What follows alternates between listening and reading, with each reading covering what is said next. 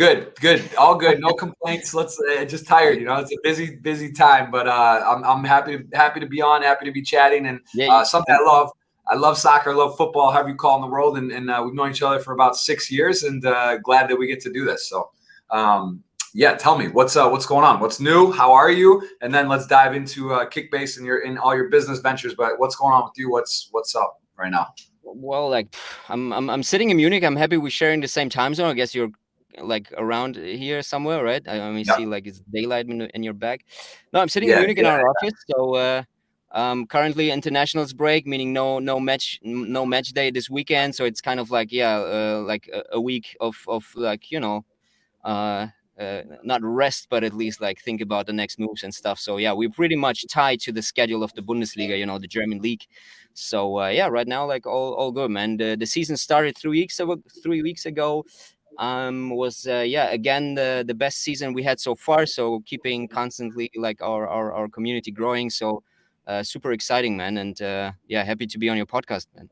Yeah, this is great. I have so many questions. That we have live on the Twitter world that people want to know. So we'll make sure we cover those at the end and do the giveaway. But what is I guess I don't even really know where to start. But why don't you give an overview of what Kickbase is, what this platform is, kind of the users that you've grown to, and just give me like an overview, and then I'll dive in. And again, I'm sorry to interrupt you. It's the Twitch streamer in me, man. I can't help it. I just talk. So you talk. I want to know what you got going on. Yeah, sure. Like keep asking those questions, man, because like in my head everything is sorted out, and I tend to forget that like many people don't even understand this fantasy football thing. So I came to explain it a lot, man. So I'll hope I can explain it in English as well as I can in German. So Kickbase is a fantasy football game, right? So in the German market, especially in the European market, like football or the American like soccer is the most favorite sport, right? Like not like in the US where you have so many different like favorite sports like NBA, NFL, NHL, and so on. In Europe, like football, then a long time nothing, then maybe basketball, then a long time nothing, then like it's really like connected to football, everything here. So and we like 9 years ago we came up with this idea of bringing like what we figured was in the US already like a big thing, fantasy football, right? We thought like, well, why isn't there like a nice mobile friendly, focused on UX, like a great solution within the European market, right? So that's where we started off. And actually for someone who never played a fantasy football game or a fantasy manager, it's actually it's if you watch a real game in TV, right, like a real game like FC Bayern playing against Borussia Dortmund or Real Madrid against FC Barcelona, you name it, you watch this game and you see like 11 players versus 11 players, and they hunt a ball down the field and they try to score a goal, right? Sometimes it's a draw, it's 0-0, no goals are being shot, and it tends to be like a boring game. So what fantasy football does, actually, it puts you in the role of a manager, right? So you get like a virtual budget, like money, and then you select like a team. You could literally select like, well, I need Messi play next to Ronaldo, right? You could like really assemble like a team of your virtual budget, like consisting of several different players. And as this team manager, you kind of like have to like manage your budget. You have a salary cap, kind of like that's something most people in the fantasy business know. You have a salary cap, and therefore you can assemble like a team. You can't just put in superstars. You also have to put up, some newcomers and so on. So you manage your budget well. And once your team is done, then this exciting part kicks in. While you're watching the game on the weekend, at Kickbase, we have this live data feed, meaning that every second, some of your guys is performing an action on the field, be it like a pass, a shot on target, like a goal or a foul, whatever it is. We see that, and in real time, we think of like how much value this action did to the game. Like, for example, scoring a goal is the best thing that can happen within football, right? So this is like the maximum score one can get. Yeah, like a touchdown in like a touchdown. Yeah, exactly. And it literally like goes down to like nitty gritty things like a throw in, right? It doesn't mean much. It's like 1 point, or like a pass, 1 point. Is it like a super deadly pass, which like causing maybe some troubles for the opponent team? Then it gets more points to it. So long story short, actually assemble a team watch them perform live on TV or even in the stadium, and the better they perform, the more points you get. And at this point, you know, you're really committed to this game. You really watch more and really more intense. It's a really like an intense watching experience you have there. And yeah, that's actually the concept around fantasy football. Put up your team, watch the game live, have more fun watching the game. And on the side track, of course, earn money, earn prizes, earn reputation, do trash talk with your friends. All those like social things can happen there as well. Yeah. And how, okay, so I remember it was October. Shout out to Stefan, our boy in Munich, and Yeah. I was there visiting him, and we went. I think we went to a Bayern Munich game. We had some fun. We had a good time. We were talking. What stage was it in 6 years ago? And also, what was your? Where did it start? What was it? You and some buddies like, man, this was fun. Had you seen DraftKings, this type of stuff on in the US, and we're like, why don't we do this? Or what was like, what actually triggered you to like, wow, I'm going to dive in and make this my life? Now you have like what, 3, 4, 500,000 users. I mean, it's a exactly. massive. Yeah, we have. Yeah. So very good question. Yeah, very good question, man. I mean, it literally went down like nine or like even 10 years ago. I mean, we were 4 friends. You know, we were just about to create like our own design agency, right? So we were like in this business of like we were all like creative people, like doing interface design, graphic design, and stuff. And we came up with this idea. Well, let's create our own design agency that can support others with design topics. But then with this design agency, also maybe creating own digital products, right? And this is how it started. Actually, we were in the business for 1 year, and after 1 year, we were like, hey, listen, man, we do a lot of client work, you know, supporting other brands with UX and UI and development of apps and stuff. We're like, why don't we start our own app? Like, what could it be? And then, you know, being like 4 football fans, of course, we were like, okay, let's create something with football. Right. And there was one competitor in the market already, and he was like super, like, still, if you look up this competitor, it looks like Netscape, you know, it's like really 1995 style. It's really old and rusty. Right. And we were like, okay, this is bullshit, man. There's this whole mobile ecosystem coming up. You know, iPhones were dropping back then, and the app stores were out, and we were like, okay, shit. If we could put like this idea of a fantasy manager onto a great UX based mobile app, this could be something. And but we're still like kind of like unsure if we should approach this or not. I think the main trigger was a really intense event. There was this conference here in Munich, and Mark Zuckerberg was attending the conference. It was like a super exclusive conference, like ticket prices were, I think, like in the thousands or something. And somehow we got into this conference. At least one of our co-founders went to this conference, and the main topic of this conference was second screen. You know, this phenomenon of like people watching a game and most of the times having their mobile phone with them. You know, this whole second screen thingy was kind of like on the rise there. And we were like, well, if you connect second screen, back in the days, it was like a huge thing. If you connect second screen and fantasy, like how can you make that possible? Well, the only way is to get real life data, you know. So you watch the game, have your mobile up, and see like, okay, there's a connection between my mobile app and the game, you know. And that was the event where we said like, okay, listen, how can we get live data into our app so fast that people think like, oh shit, my guy just scored a goal for me, not for his club, he scored it for me, man. Right. And we wanted to create this feeling, and there we go, man. And we just like talk to other companies, talk to data providers, talk to the officials, you know, the league in Germany. Yeah. And this is how we kick things off, actually. And then we created an MVP and, you know, like a small version of the app, and it went off. You know, I so it's very interesting because you see in the U.S. there's these partnerships, DraftKings, FanDuel. They have every game, every team now is sponsored, and it's sort of like taboo sports betting in the U.S. And now it's legal at a federal level. Now it's, you know, you see Kraft, the owner, was one of the original guys in DraftKings, and it's just becoming like a thing. And I think the leagues understand that this is what, you know. For like the example would be like the Dolphins and the Lions playing each other Thursday Night Football, 2 of the worst teams. No one's really interested. Exactly. They're done for the season, but you got people watching. How do you make them watch? Well, they're playing fantasy. They have bets on the game. That's obvious. But the fact that every play could matter, or they have one guy and their lineup for the week, and it's a big deal. So like this makes a lot of sense. And I was imagine the same, because in the Bundesliga, just like every league, there's 4, 5, 6 teams. Exactly. Germany, what's 2? Like the Bayern and Borussia Dortmund. They're the top 2, and the drop off to 3 is probably huge. So it's like that has got to be so powerful for the league to have this type of engagement and tool. And like I think what I'm most fascinated about is how is that relationship with Bundesliga? How was that to approach them? Were they apprehensive? Were they very like, wow, let's do it right away? You know, because like I'm sure there's a lot of it's forward thinking, right? This is like ahead of its time.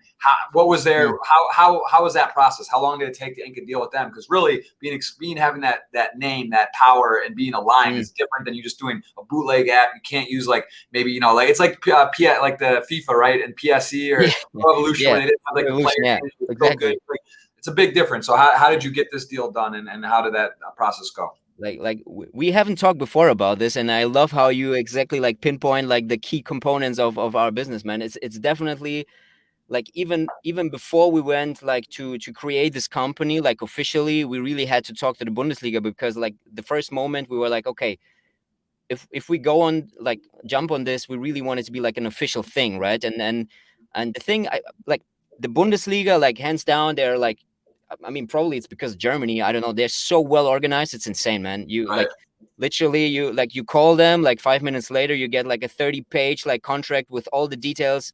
Like it wasn't like 5 minutes, it was like actually 5 months. But Yeah. definitely, you can imagine they got approached like every day, like by dozens of crazy fools who think like, well, they can do something, and they're not serious about it, right? So Right. Bundesliga is pretty good, I think, at finding out like, okay, who's like which company like seems to be like a good setup, and can they enhance really the product, or are they like I agree, but I think that's what's the most interesting part, because there's I think one of the keywords in business is access, right? That's one of the yeah things. If you have yeah contacts, people that you can expedite, you got a contact at a club or at a league or at a place, and you can get a hold of someone who can make a for sure. decision quickly versus emailing generically or having a friend who kind of knows them and whatever. So that's Yes. massive. What was like? You're still new then, right? This is brand new. Had you even had did you have an app, or did you just have like a mock up or No, a man, deck we to show we them? Or? we we really had like a pitch deck, right? So we were designers, so what we really could do well is create like a badass pitch deck, and we sent it through, and immediately it caught their attention, because they figured like, okay, this looks really nice, and if this app could come like alive, kind of, um, our product Bundesliga would be like in a good surrounding, right? Because the thing that I'm most afraid of is that they give away this license for the clubs and stuff, and it looks like crap and is like a bad rated app on the App Store. They want to like avoid that. They're highly protective of the license, of course. So Yeah. we needed to have like several conversations. We started really like without context. We just like tried to reach like a number, like mailing, didn't get a response. So it was a fight for sure to get to Yeah. the right person. But once we were there, they immediately understood, okay, those guys are not about fun. It really looks like solid what they have there, and let's support them. And so we signed like a 4-year deal, and from then, we had like constantly like a super good partnership with the Bundesliga, because of what you just said. Is like they figured, well, if people play Kickbase, they watch way more broadcast than if they do like without Kickbase, right? Because Yeah. you watch different games, man. I'm a huge Bayern fan, and I watch like literally every game on the weekend, because my team consists of different players, right? I don't Yeah. just have Bayern players. But yeah, Yeah. they figure that's a huge plus for them. And yeah. Yeah, it's fascinating, and I think that's it's really cool that process. And was it a tough negotiation? Because like in theory, at the beginning, right, it's like you're a startup, you have no power really. Yeah. They're the Bundesliga. Everyone wants to come in, and they're probably kind of shrewd negotiators are realizing, oh, we're going to help elevate you. But now, like, did that power shift, or on the second contract after the first 4 years, was there sort of like a change in terms, or just like an understanding now that the power was like it was very valuable for them, or how did that like differ? like I wish it would be that way, like an extreme way, that they pay us money because we make the league more attractive, but it's not in that way, right? It's still the other way around. I mean, Yeah. they are one of a kind, monopoly. They just like say like, okay, we have the license, anybody, like nobody else got it. So they're still like they will still be super protective about this treasure they have, right? The license, the image rights, like everything, right? So Right. it shifted in a way that we like on eye level, that we became like really like partner, and not just like, those fools from the startup, they're super small. It's really like they treated us with respect from day one. On the other hand, it's still like, okay, like it's you can look up the numbers, right? The rights, the image rights for broadcasting the Bundesliga, it's the same for Premier League, it's the same for Serie A. It's constantly on a rise, right? So every 4 years, it's kind of like doubles up in terms of income for the Bundesliga and the clubs, right? Because they don't keep the same price level, like of course not. Why? Because like look how much you have to pay for Kylian Mbappe, or how much you have to pay for Messi or Ronaldo and so on. So the like everything is like rising. So the license and the image rights are also rising. So for us as a startup, it's super important, back in the days at least, was like to start earning money so we can afford a license also in the future. Because why should Bundesliga go ahead and say like, okay, let's make it cheaper now, because whatever, not gonna happen. So yeah, I mean, it was from day one with respect, but then again, it's like it's a professional business partnership. All good, it's That's can't complain. awesome. And what about like the betting in Germany and in general? Like, is it Mhm. because in London, I know I walk around and there's William Hills and it's every corner. Is Germany sort of liberal and open and everyone's betting and it's just like that, or is that a kind of taboo, or is that a concern where they like and instantly was that one of the concerns Bundesliga Yeah, had? Are you using this for betting? Is this like yeah, because that would what I think would be what they'd be concerned about is how that would be used and of marketed and course, all that. man. I mean, question number one is it is definitely highly regulated business, as like in Germany, as well as probably in every other country as well. Except of Malta, and then on all those islands where they're kind of like liberated about it. So yes, they were kind of like, well, what is this app about? Is it about betting? Can you invest money and get more out of it? And apparently that wasn't our plan, right? We didn't want to be like a gambling thing, even though we checked like very carefully the difference between game of chance and game of skills, right? So we were fully aware what's going on there. Like back in the days, DraftKings and FanDuel weren't invented yet, right? So it was way before, or some years before Oh wow, DraftKings so and that's FanDuel. interesting. I just because so you actually you're like the original fantasy and or at least is that true? No, no, no. I wouldn't call it that one. No, we weren't. But they like DraftKings and FanDuel came after us for sure. But I wouldn't say like that we invented the fantasy. Like hell no, man. I mean, Well, I mean, listen, fantasy's been around a long time, for like the sure. actual art of it, but the season, the daily, right? The daily, the Yeah, games, yeah, that yeah. type of stuff really picked up, and yeah, That, so that's exactly. That interesting. that picked up with FanDuel and DraftKings for sure. And therefore we of course we thought about it, and we were like talking to Bundesliga, talking to lawyers actually, to find out like what is the scenario in Germany. And it's actually not allowed. You're not allowed to just like open like a gambling thing, right? So you have to have a license. And then there is like, I don't know the details of it, but in Germany there are only like a limited amount of licenses, and I think it's like really tied down to like we're talking about 10 or 20 licenses here, like 10 Right. to 20, something like that. And there are only a limited amount of companies that have this license, and they can provide betting, right? And but still, it's like it's every now and then you see it in the news that there are some new regulations, and it's being like tied loose or like whatever. So yeah, so to get to the point, so betting is allowed in Germany, but it's not a part of Kickbase, like not a part of our game. So you can't invest money and try like and hope for like getting more out of it. You can't do that. And so if people are and people are tuning in or they're curious, we're going to show the app. We are going to give away a $109 phase ticket at Party Poker today. If you guys ask a question, you'll be entered. Follow the instructions. But I want to show the app and what can people do? Are they able to? If you're American, can you play this? Can you download it? Who's it open to? Yeah, like I think people in America can download it for sure. We also made sure that it's it's translated and stuff. The important thing I think is to mention is that right now we are really like focusing on Bundesliga, so we have the license for the German league. So if you're into FC Bayern, Dortmund, and stuff, and enjoy the games from the States, you like feel free to download it, check it out, and yeah, try it yourself, man. It's a great experience. So looking at our numbers, still we see like 90%, like the majority is of course in Germany, but then like people all over the world, from Asia, from UK, from US, anywhere. And this is something that seems like you could white label for all of the leagues. No, is this something? For Have you sure, looked yeah, at this for the Serie yeah, A, for yeah, MLS, for man. all these companies, Like countries? yeah, like you could do that for sure. There are two things to that. Like, one is that we are not interested in giving away our brand or like white label it, right? So we really have this idea of like, okay, we are a brand, let's say, right? So we are not just a game. We try to become like a brand that is known for great fan experience, meaning that before giving away like a white label license, we rather go to the country or to the league and say like, okay, listen, guys, here we are. We are happy to share revenue.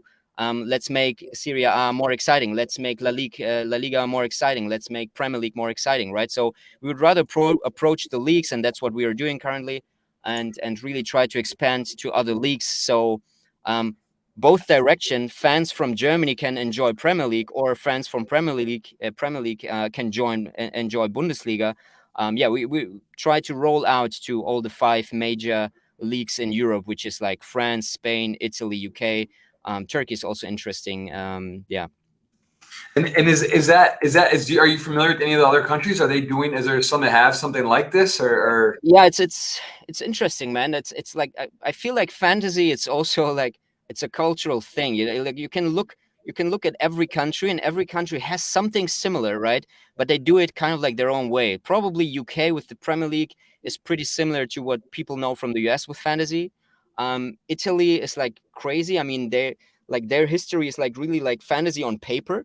So you would go to the newsstand, buy like a magazine, and then write your lineup there, kind of like send it in or something, and then you get like mail back, and like your like it's insane, man. So it goes like 10, 20 years back, and it's a thing in Italy already, right? So joining like entering the Italian market, you definitely have to think about like, okay, what are the dynamics in the Italian market, and how did they perceive fantasy back in the days, and maybe how can we slightly shift our model Right. so it suits better the Italian market. So but yeah, every country has something, man. I like France. I'm writing with the CEO of the French version of fantasy. It's like completely insane, man. There's like, yeah, it's different, man. But I still believe that our version, which is uh like Kickbase is firing every second, so you get like points for every action every second, right? So and none of those players out there has solved it that way. So I believe this is something new to many leagues out there, and yeah, this is why we want to approach them. And Just made a note too. There's 2 people I just thought of that might be interesting to talk with, but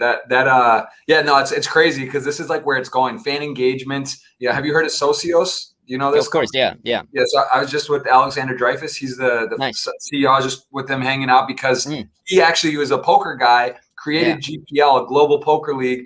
It was fairly successful, but kind of couldn't really get the viewership. It just, it's hard. Poker, what they were trying to do, make it like a teams, like a league for poker. But then from that, he pivoted into this idea on Socios and fan crazy. engagement tokens. And now, that's in every major club basically in football, or I mean, most of them, right? In the major leagues. I don't know if they've really gotten into Germany. I think a little bit, but I know they're in the Premiership now and they're all over. But that type of idea, right? This is what sports is about. Finding ways that people can engage, be active, be a part of it, and feel more connected. So I think that's it's very cool. I know Serie A, they got crypto.com is a sponsor, the VAR, Digital Bits now, AS Roma. Like it's becoming more, this type of stuff is technology. I think they say Italy, you kind of think of more archaic, how the managers are, how they do the league. They're sort of independent of each other. It seems like it's a little more different, but I think that they're like, yeah, I think your thing would be really cool in all the leagues, obviously, and it's just fun, man. If you love statistics, you love the game. It's just a way you can really engage. I want to ask you about what you would say is your big breaks. I mean, you've had 2 million downloads. You haven't spent $1 on advertising. How is that possible? Or you hadn't at the time? Are you doing advertising now? Actually, this year, like after 9 years, was the first year where we kind of like started doing it, right? For several reasons, but I might get into that later. So yeah, like literally the first 8 years, we've been like the founder's DNA, super UX design based, right? So none of us 4 co-founders were businessmen, right? Study business or economics or anything like that. So we were like just like designing our way up the ladder, kind of like, and we figured out like that if we spend enough time on crafting something that is great, like it will take off on its own, right? And it's definitely the harder and the longer approach for sure than like looking for money and investing it and scaling it insanely. but over this period of 9 years, like this organic growth like went literally viral, and then the best moments were when like some years ago there was this interview on like after a game they interviewed a player, from one of the German clubs. And just seconds before the interview, he was checking his phone, all the time, like nervously, like after the game, because he just like scored 2 goals or something, and then he was checking his phone. And then the guy like on the pitch, they're like, "Hey, you're just checking your phone. You scored 2 goals. Probably all your friends are like cheering, like saying thanks or great game." He was like, "No, man, I just checked Kickbase and I'm such a fool because I didn't line up myself. Like I benched myself and I just scored 2 goals, so I didn't get to score for that." And he was like saying that on TV, man, and the media went nuts, man. We got press coverage insanely. That like, and those spikes, we're talking about 10,000 of downloads in this specific moment, and after it, I mean, those were That the was that was moments a where man, that was someone that was a player that was from from who was it in the Bundesliga? It was it was from this specific guy was from Stuttgart, like like let's say like a mid-level club in the Bundesliga, and he was a newcomer, right? And he was on the bench, but then he got like substituted, and then he scored 2 goals and the club won, so he was the hero. And he was saying that's publicly like, awesome. "I'm such an idiot. I forgot to like put me like on the starting 11, you know." And Right. those moments, like, yeah, it and now we can like gladly say like that in every club in the Bundesliga there are at least some professionals, even in FC Bayern, who are playing actively Kickbase and are probably live in the app right now, so and this helped us, to get like a momentum where people were talking about, "Have you heard of Kickbase? What is that? Yeah, I heard this guy plays it," and actually like famous players playing it. And so yeah, this is how it went Sort of down, but it was a organically long road. growing. That's amazing.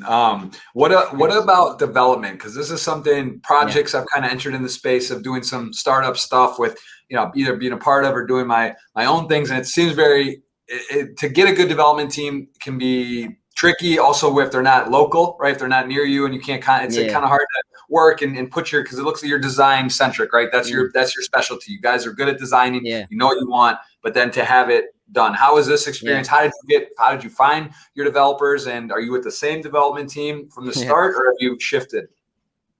Like if you look like 9 years back, like I think only one guy is there since day one, and he's actually also like our CTO. He's a good friend of mine, and he was the first person I approached. Was like, "Hey, listen, we're thinking about a crazy app, and would you mind like giving it a shot? Would you mind like investing your time into it? We can't pay you, but would you be willing to do it?" And he did, actually. So he got some shares from us, so he was like founding member kind of, and he's still around, of course, because he's seeing it growing and stuff. But That's yeah, awesome. I totally like the first 3 or 4 years we've been like rotating our developers. It was like probably like we burned probably 20 developers. They went in, they did a great job, then they went away, and then we have to find new ones and stuff.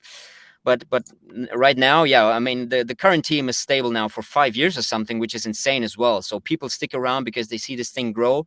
And with a growing app, you get like growing responsibility, you have growing challenges, of course. So like the thing that developers are looking for is like, yeah, to really build something that has an impact. And obviously, Kickbase has an impact on many German football fans, and they really love it, which you can see in the ratings in the stores. And yeah, that's a fun thing to work at. And we still like hiring iOS, Android, and backend developers. So if anyone's looking for a job in Germany, or even remotely, we work with remote people as well. Like, yeah, drop me a line, man. No, it's a tricky one, right? It's also like if you are a creative mind, it's tricky to Yeah. like, what you want. Like, look, I can build it, I can do it, Mm, this is how I want it to look, but then the functionality, mm, excuse me, and then how it all flows together. It's a process, right? And you look at it, they probably send it to you, like, not really it's close. It's kind of what we want, but this isn't it. It's a lot of back and forth. And as a designer, it has to be with that mentality and like that for maybe sure, man. perfection. Right? It's got to be tricky. I mean, like you often hear the sentence of VCs or something. They say like, "It's not about the idea, man. I don't sign NDAs and shit. You can have the best ideas. I don't give a fuck. You need like a good team that executes well. And like since day one, I was like, I totally agree, man. It's really the Yeah. fucking team. I'm sorry for No, it's good. I like it. so like yeah, and we figured like the better our team were, like, yeah, and really if you want to win the championship, you have to have the best players, right? And from time to time we figured like, okay, this certain player, he was good to getting us at some stage, and at a point, most of the time the guys like recognize themselves or like understand themselves, like, okay, to the next level I can't support you guys because this is like I just can't help you. You have to find someone else, and then they leave the boat, which is totally fine. You helped us to get there, right? And now we have really like the Ronaldos and Messis in our team, and now we're really like pumped to enter the international market. And yeah, it's really down to the execution. The idea can be great and bad, like it's really execution. And is that so? Do you, in terms of like your development team and people working on this, so is that something now that I mentioned? I think you are your design background that you were. I'm trying to find exactly that you. I know you were with co-founder of 100 People Design Agency. Is that COBE? What is COBE? Yeah, that's Kobe actually. Yeah, so COBE stands for Creators of Beautiful Experiences. That was the agency 10 years ago. We were like, okay, let's go out there and create great UX. You know, like 10 years ago, UX was just like freshly born, so to say. And there weren't many people like focusing on UX.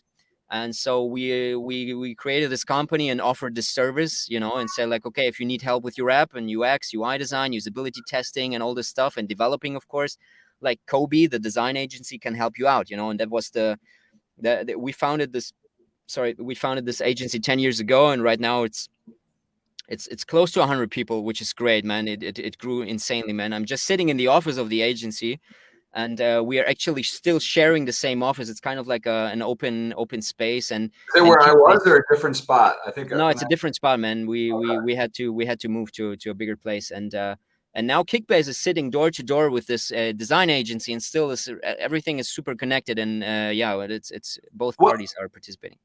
What services do you guys? What does a design agency offer currently? Like, what do you? So, like, is it same if you have an idea or you want to do a startup thing? You sort of you can put it. Do you actually send it from the design into the development, or is that not you're looking for developers yourself, and that's not part of the? No, it's really like for the design agency, like Kickbase as an app would be like the perfect client, right? You approach them and say like, listen, we have this idea, we have no clue about like how to execute it, like technically, or like if your founders are not designers but business people, they don't even know how to design it, right? So Kobe, the design agency we founded, would do it from start to end, really like pushing it to the app store, and even then helping you with like boosting it, promoting it, keeping it up to date. So like the full range. Yeah, that's the job of this design agency.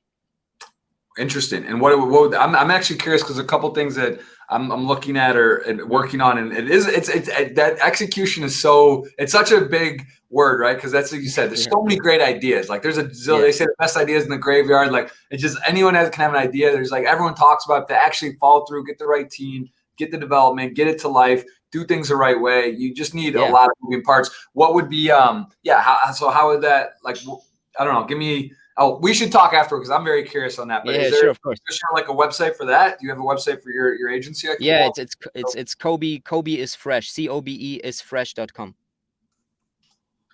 Take a look here. All right. Well, I think this is just something now so popular right now. It's like becoming, now we're moving into NFT world. That's another topic. But like .com, you know, like now it's like people are able to kind of get websites up quicker and faster, and mobile and apps are becoming like more standard, but it is hard to find good design, good tech, and all that. So let's just take, I want to focus on Kickbase, but this is super interesting to me. So like literally if someone's like, look, I want to design this concept, this website, this idea, here's what I like. You talk to them, you have calls, talk to them, they kind of like, and then start making templates. And how does, like, what's the pricing on this? Is it done by, how does this work?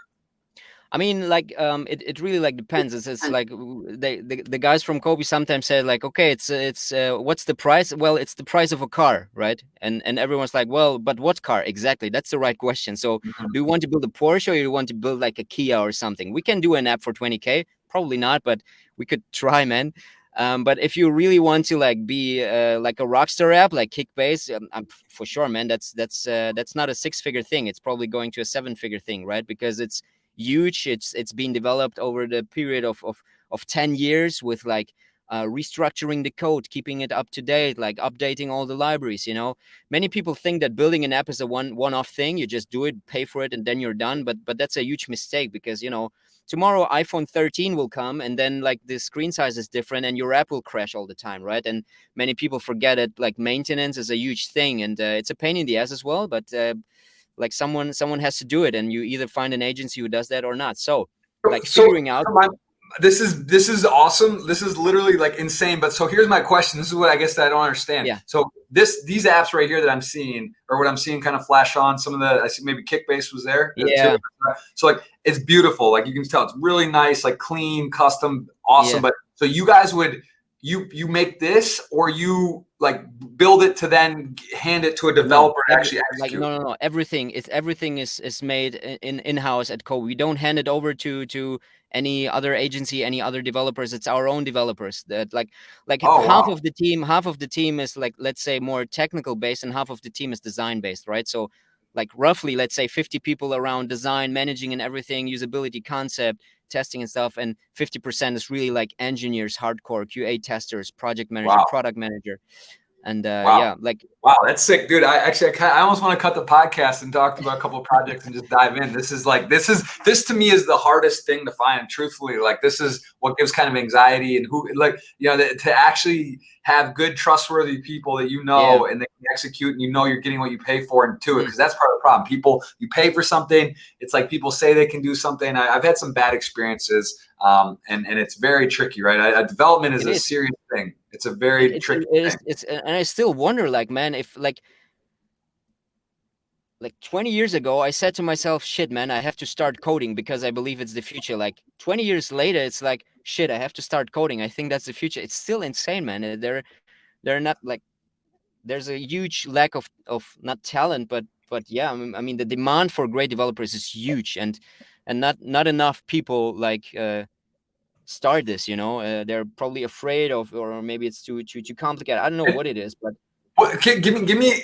So this is guys. Sorry, this is personal time on the podcast. I probably shouldn't even do this, but I'm curious because maybe people out there are wondering on this. Because for me, this is like a niche unicorn land that I don't really know much about, but I'm fascinated. I just don't know great places to do it. So give me like a scope on price. Like, so cars, we know, you know, Lambos and Tesla, and people kind of know pricing of the Kias. So, like, give me a scope of service for a company, and what maybe can you name? Do you list that on your portfolio? That, like, give me some either projects you've done, or like as little as someone's like, look, I want to build my personal website that's like, or maybe like a very simple app. Like, what's the minimum and what's the max scope on a project that you guys would do? I think like a super basic app to take notes or something. Let's say like a note app. Right, I think there's somewhere in the internet, I found an article that said like, okay, let's create a note app where you just click on plus, create a note, save it, maybe you know, like organize it in folders or whatever. Let's imagine we talk about a note app, and maybe you want to save things into the cloud, so you need like a user profile, so you need like a sign up and forgot password functions and stuff like that, right? So and then you decide like, well, listen, I don't want to be on iOS only, I also want to be in for Android, I want to be like on Google Play stores as well, right? So we're talking about 100K here already, you know. Okay. Wow. So it's not cheap. No, it's not, man. And that's the thing, you know, because like you could definitely find 2-3 freelancers, and they could like work their way towards it, probably do it for 50K, which means it's only 25K per developer, and 25K, at least in Europe, standard prices, 25K would be one developer working probably for 2.5 months, something like that, right? So it's 2.5 months of developing and testing and publishing. Only in 2.5 months, you already like spend like 25K, and then you have to pay it for iOS as well. So we are on 50K, and then you didn't pay like the project manager who like tests it, who like plans it, who like pushes the devs. You didn't pay the designer yet, who like has to like come up with all those different cases, like, oh, what if someone like forgot his password? What if he like did a typo? What if like this and that? You know, all those cases, you don't see them. You only see the best case, which is like, I logged in successful and I did a note. But you haven't thought about the cases. The sign up didn't work. The note couldn't be loaded. How do those edge cases, you call it, like how those edge cases look like? How can we treat them, you know? And this is where like the complexity starts to drop in. So like super fast, you are on a 100K project and your app isn't that complicated, right? So like thinking, like I'm trying to think about it, like Tinder, for example, like Tinder, like, you know, Tinder, right? This dating app, like swiping left, right and stuff. like two things to mention there. One is like it's a super old idea, like a dating app. Come on, it's been around for years. Why are they so successful? It's because UX, like they reinvented the thing, kind of like What does they UX only stand for exactly? user experience. Sorry, it's user experience. I've heard that term all the time, and I should know. Yeah, But sorry. yeah, no, it makes sense. I know UX design, like it's like I get it, but it's like that actually is what it stands for. Okay, user experience. That's But cool. All right, so UX. Yeah, user, exactly. like user experience is an umbrella. Like imagine it as an umbrella, and under this umbrella are several different topics. It's like usability. It's like, okay, I have like a huge phone. Is it like a big stretch from my thumb to reach the top right corner to close something? That's not a good usability. So Mhm. UX, huge umbrella. You have design, usability, development there. You have even like customer support is also part of the user experience. I wrote an email, I want to support, and they don't respond. That's a bad UX. And all those things, if you do it right, you will have like a successful project. And Tinder, with this idea of swiping left right, making it like super comfortable, super easy, was like a reinvention of UX, because back in the days it was like super slow. You have to contact and you have to blah and you have to chat Yes. and And so let me ask you what is your like, so someone is, I mean, that must be, I guess it depends, right? If you're going to like startups or bigger yeah, companies that of have a course. budget and they understand all this, because like for someone who's coming in for the first time, they Yes. may be a little bit like, oh, what, 100, it's 100K just Yeah, or 200K, come on. Or then they learn, and then absolutely. they probably trial and error. They Yeah, go out and do, like you said, pick and match, and then yeah, they come back, it sucks, and they've spent 80K yeah, instead yeah. of spent like 130 and had it done Mm. perfectly. So like it's probably a bit tricky. But do you guys do deals where you do equity deals? Do you ever do like partnerships? Or like, look, we'll build it, Yeah, and we love the idea, and you're like, man, we want to be a part of it. This company's bootstrapped, but we're going to take yeah. a piece. Do you do that stuff or not as much? um like, yes, we do, and we did. Currently, there's not one single project where we still think like good thing that we done it right, because for several reasons we tried it out, especially in the early days where we figured exactly this thing that startups come up to us and say like, okay, okay, we don't have this, and then we kind of like bootstrap it. But then at some point it's also super dangerous for you as an agency, because it's an investment.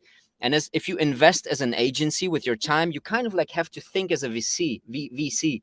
And if you're a venture capitalist, you would go ahead and say like, okay, you need money from us, like, or like time and a service. Like, what is your team? What is your like run? Like, what is your burn rate? How much? What's your vision? Then you start to ask like Right. super crazy questions, and the startups are like, what the fuck, man? I'm paying you. I'm hiring you. It's like, no, no, no. You hire me as a VC now. So you want equity? Like you.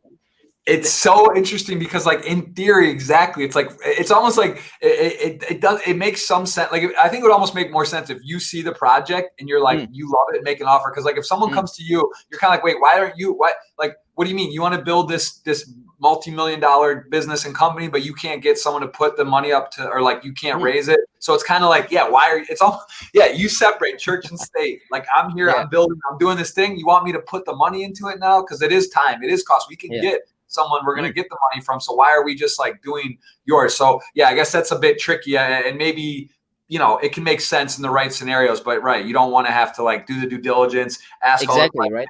And then you're talking about a lot of these companies are not cash flow, maybe businesses. They're like even Yeah. Kickbase, right? It's like you build the users, it's the model's deeper. So it's like who knows Mm, if the people at your company are going to be exactly. there. Now you got people working on it. You give them a little equity, but it's your company and they're gone in Mm, 2 years or 5 years. It just for gets sure. tricky, right? A little bit cloudy. So that's interesting. It's a It bit. is, man. And like the thing we did, like, I mean, we have two headquarters for kick for sorry for Kobe. One is in Munich. Munich is tend to be like the, let's say, the design hub, the strategic hub. Yeah.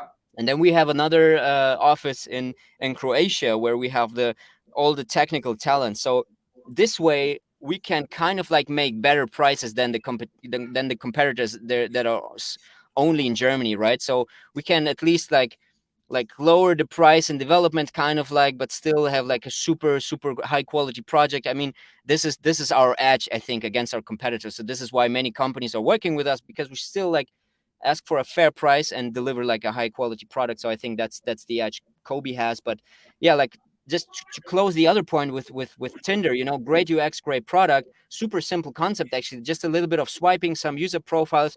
I think this app like in its first release, like many years ago, and right now they're like super complicated with super likes, super swipes, whatever. Like the first initial release was probably like something an app worth 250K, probably to up to 400K, something like this. Yeah, you have to put on the table if you want like to have like uh, a natively developed great quality application. I mean, yeah, we can go deep on this, but yeah, that's It's like super the exciting. Actually, when you mentioned that, I didn't realize this. Like when you said, I saw in some of the notes, and you were this. I remember you were a design background and agency. You were doing some stuff. I yeah, didn't realize. So, what percent of your pie would you say your time, effort, and sort of whatever you would make to rate that question is between these two projects with Kickbase and this with yeah, I the see. Kobe? Like Are the you your co-founder at Kickbase, and what about exactly. Kobe and As Kobe? well, yeah, as Oh, well. nice. So we co-founded Kobe only 1 year after we co-founded Kickbase, and let's say 2 or 3 years later, I was like, listen, guys, like I say to my co-founders, if we want to be like successful in both projects, we shouldn't work 50-50, you know. So some of us have to like engage with Kickbase full time, and some of us have to engage with the design agency full time.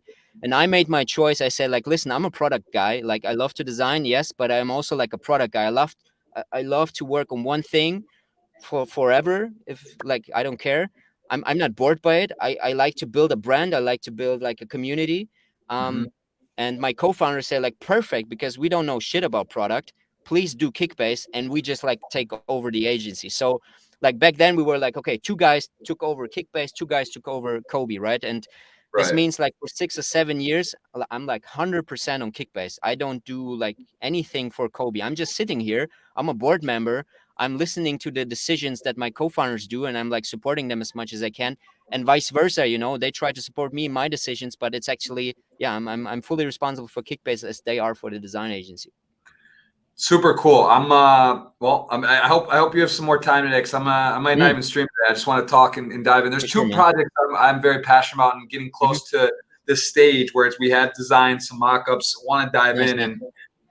and I'm very passionate. It sounds like, I mean, look, I get excited. It looks, the website's very nice, and the designs, it makes you, yeah, it looks very good. So Mm, we'll definitely have to nice. chat about Happy, that. happy, yeah, happy about that. And so tell me a bit about this Shark Tank Germany, if you will, and what that's called and what happened there. Is 2016 part of the third season, the box the Cave Lion? Yeah. Is that a spin on Shark Tank, or what is that Yeah, exactly? actually, so you're referring to a TV show in Germany, which is actually like a really like a licensed thing. I think it's really the same thing as Shark Tank, literally, like really the same, how to say that, the same.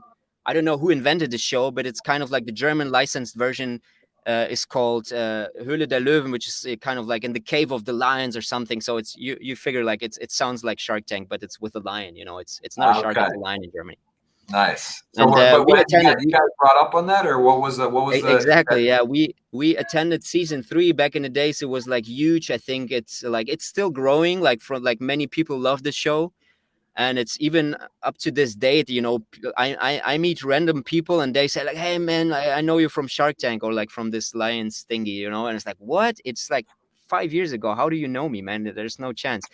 But it's like insane. I think in Germany it's like per episode 4 or 5 million people are watching this show like every night when it's on, you know. wow. And but that same thing just kind of gave you some exposure. It went well, the interaction, and then that kind of triggered some excitement or downloads Yeah, or exposure.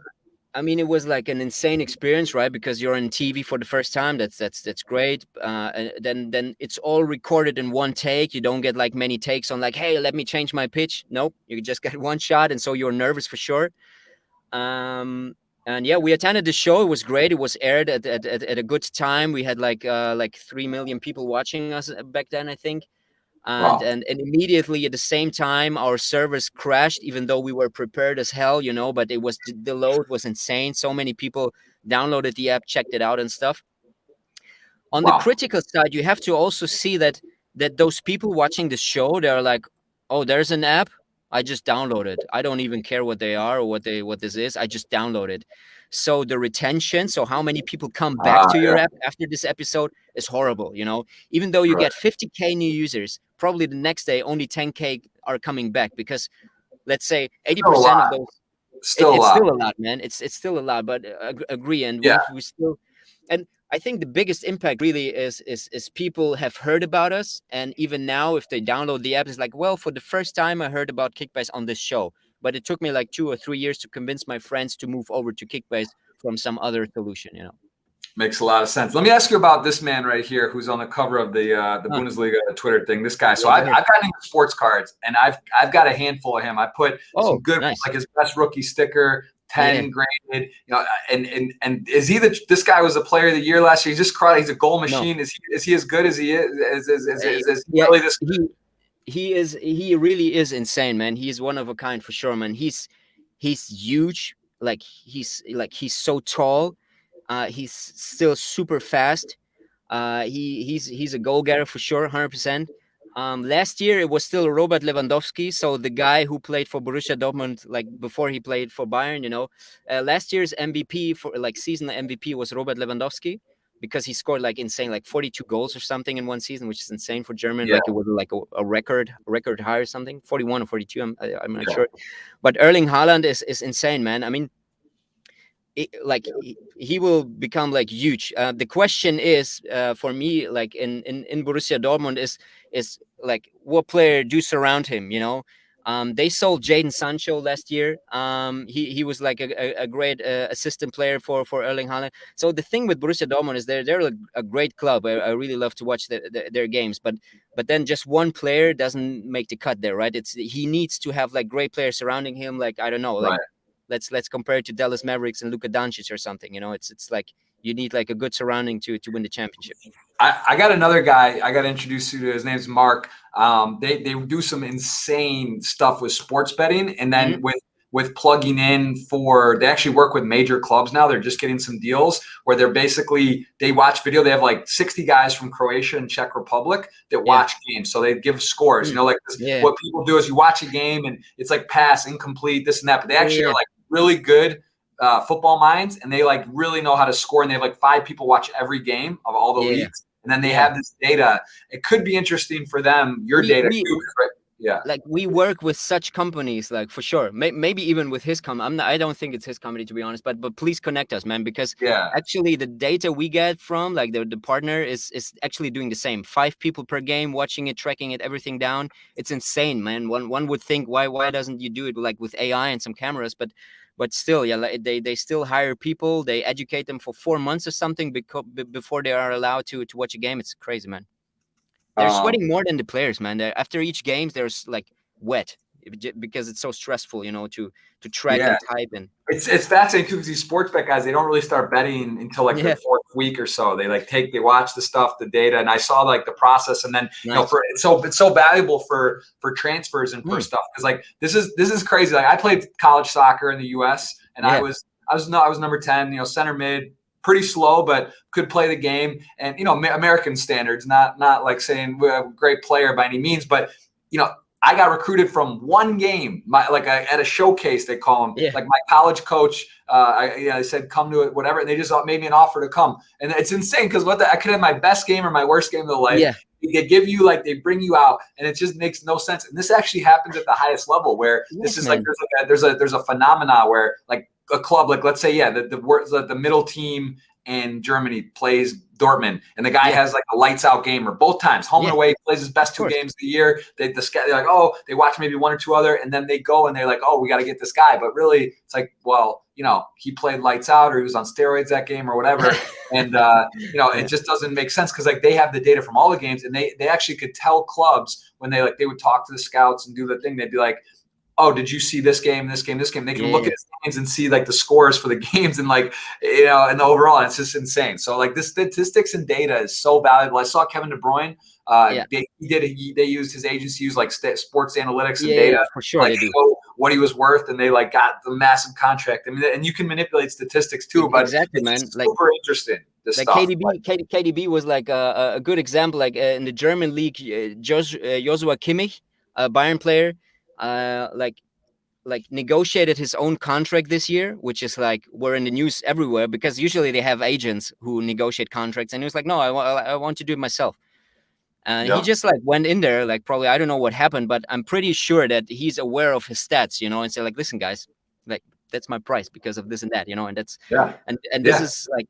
Yeah, if you're on Kickbase and you're in the Bundesliga and you show them, just say, look, here's my rating for the year. Look at my complete passes and my plus minus on the field and whatever. Like, like, I mean, Kickbase is actually like considered to be like pretty similar. Why? Because we take those live data, right? I mean, we just like get random like data points, and what Kickbase does is actually we try to value those data points. So a pass in my own half is not much worth, But if I do a pass like across the whole pitch in the last third of the pitch, we say like, okay, that's better.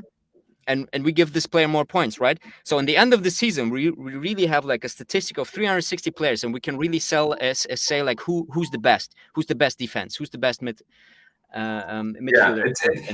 That's what I'm saying about these guys. And these, I mean, I don't know, they're all in the countries, but that's like intensively where they get them for, maybe because of cost of labor or the cost for the hours, plus they're knowledgeable of the sport. But it's very, very fascinating because they're actually, they're looking at that. They're looking at smart runs, off the ball stuff. It's not just because that's one of the things, like, and I don't know how much Kickbase can do. And same with fantasy football. There's a limit to like a stat. You can't, some of the off intangibles, right? You can't see like great block or sacrificing, a run. Like, so these are the kind of next level things when you get to have these guys that are making these analysis. But anyway, and what about sports cards collecting? Is that in Germany? Do anyone do it? I know they have stickers more in soccer. That's kind of like what people collect, or football in Europe a little bit. But like, do you have a collection? Do you have cards of any guys? No, or is that man. not a thing?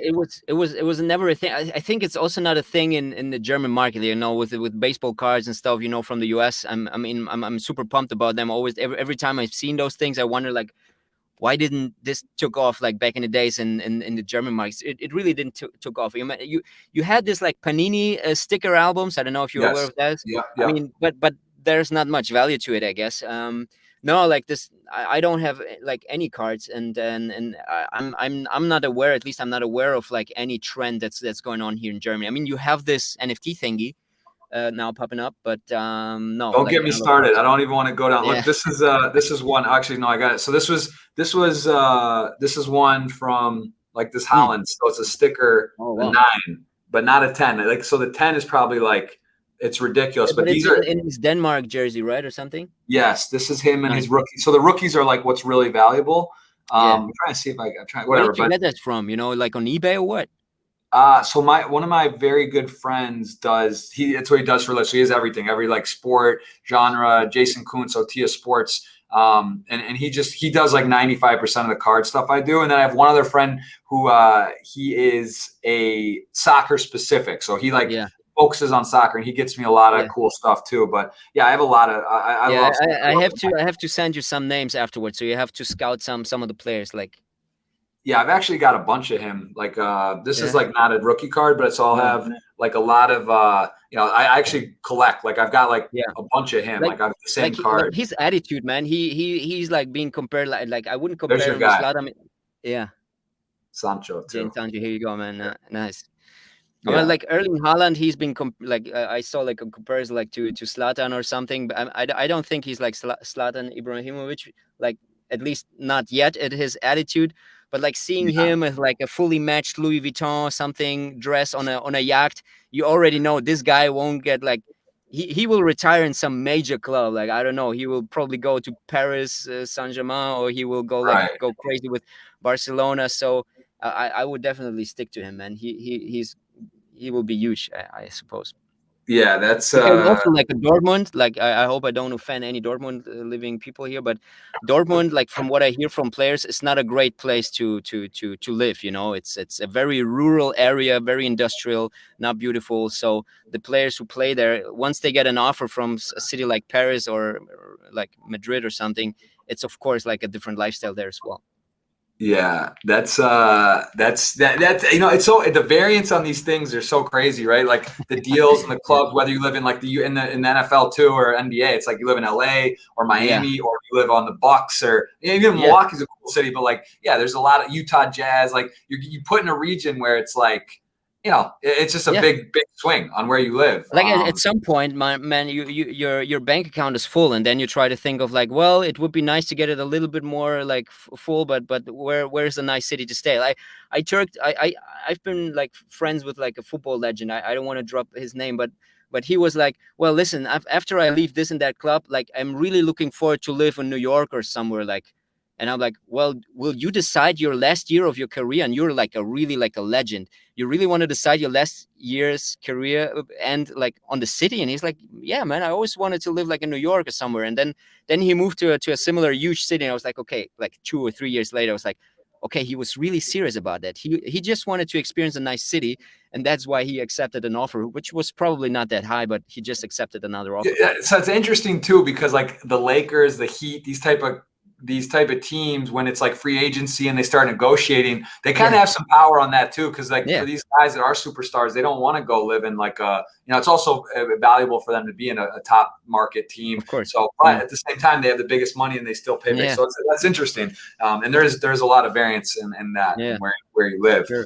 It can be a decade, right? There's more star players can be in these areas. Very cool. Well, yeah, listen, this is we got a lot of questions. There's a few other things I wanted to touch on, but let's make sure that we pop over and do get some of these so we can, again, Kickbase. There's the site you guys can check out. You can download if it's again Bundesliga focused.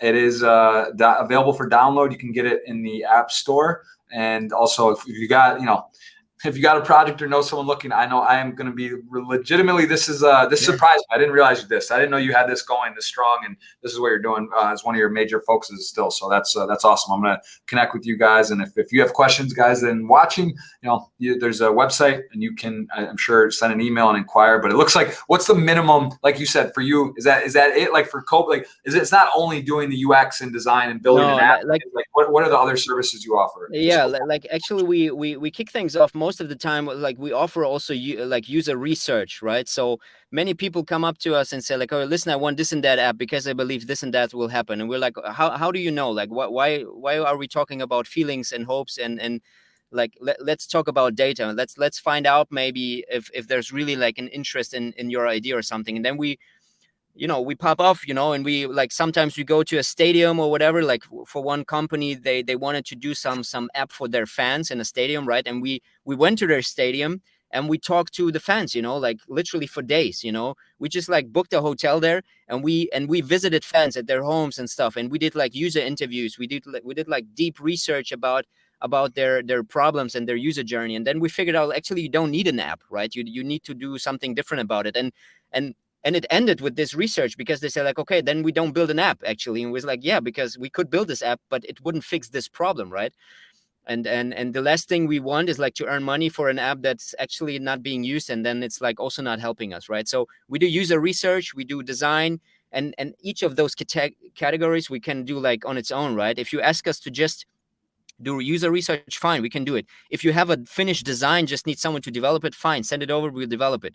If you just need design, we can do it as well. Like we can do like bits and pieces of the user process. How much does it help if you like if I call you up and say or talk to a team there, I'm like, hey, look, here's my idea, this is what I want to do. Or if I say, look, we've made designs, redesigns, mock-ups, we have it in this file, and like here's where we're at, can you like go from there? Does that expedite and help things? Or I mean, we can do that, but then again, the whole design process is based on brand values.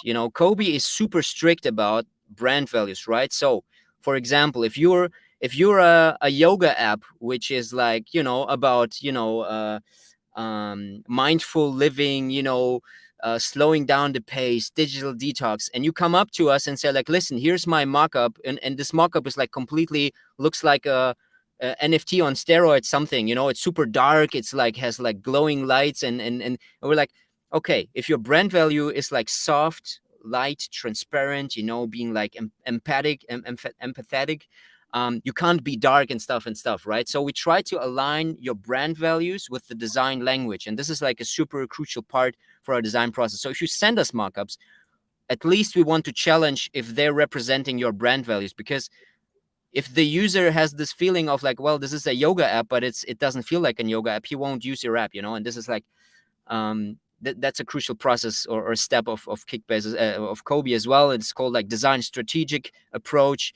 And it's really going into neuropsychology. Really, we are we have published a book even that is only around this topic of how do people, and especially the brain of everyone, is working and dissecting unconsciously like every bit of an app, right? Yeah, So it's like if a fascinating. transition is like super edgy, like pop pop pop in your app, it causes like more dynamic feelings, and it causes like more of like a speed feeling to it.